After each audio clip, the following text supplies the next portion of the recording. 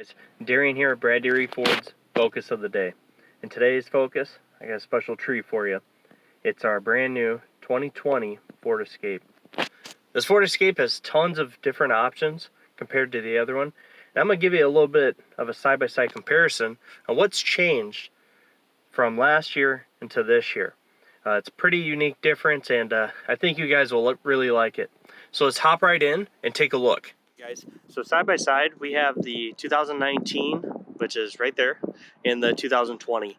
Some of the first things you notice right off the bat is how the grille and the front end of the Escape look.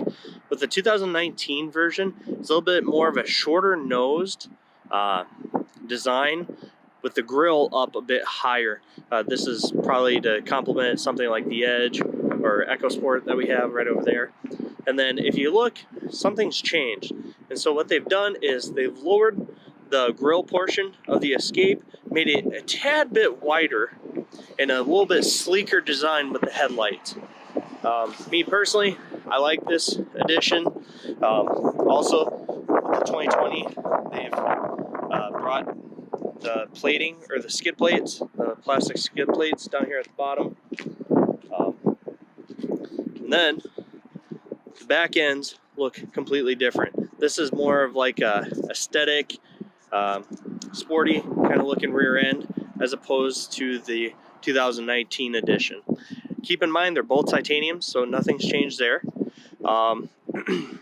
Now cargo space has also changed tremendously with the newer model. So with the sleeker design, we will pop this open. Whoops, it's locked.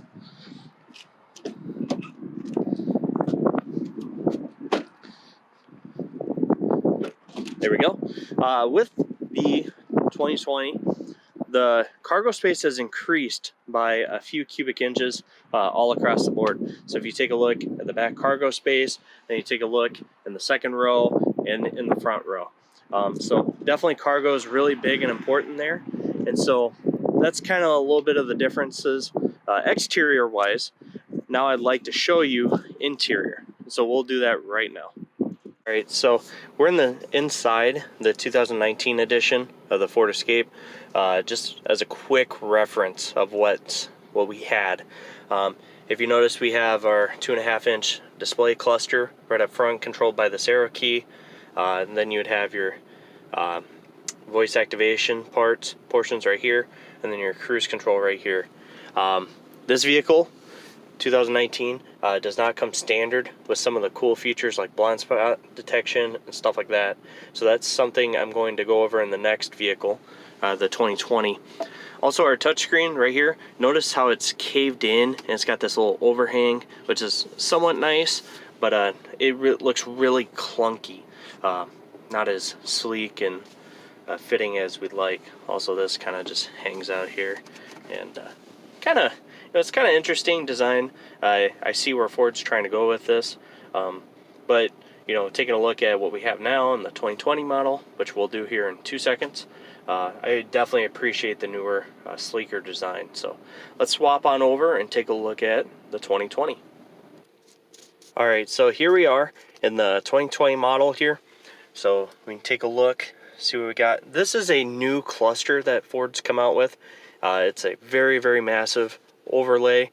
It looks a lot nicer and a little bit more aesthetic, more appreciative of pretty much everything laid out, easy for the eye. Radio controls and everything on the steering wheel has definitely changed.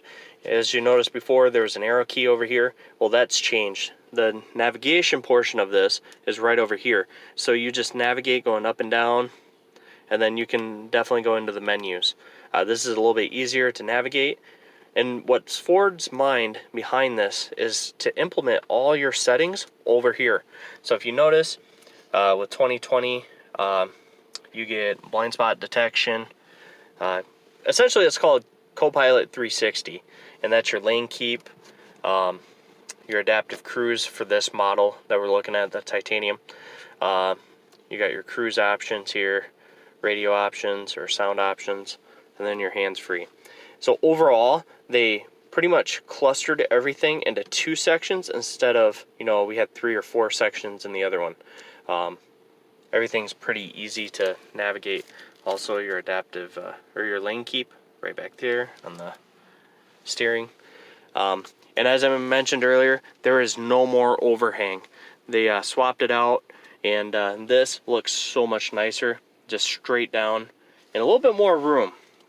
Now, I know you do lose a little bit up behind here with the screen, but you do get a little bit more down here. Also, additional options here, you got your parking assist, then you got your different drive modes, and then your rear parking sensors. You can turn those off. So overall, this is a pretty good layout, and I'm really happy that Ford did this. Guys, that's going to wrap us up for today. If you have any more questions, want to set an appointment, test drive this bad boy, you can call me at 563-363-2202 or stop right off Highway 61, exit 156 here in Maquoketa. Once again, this is Brad Deary Ford's Focus of the Day, and we'll see you in the next video.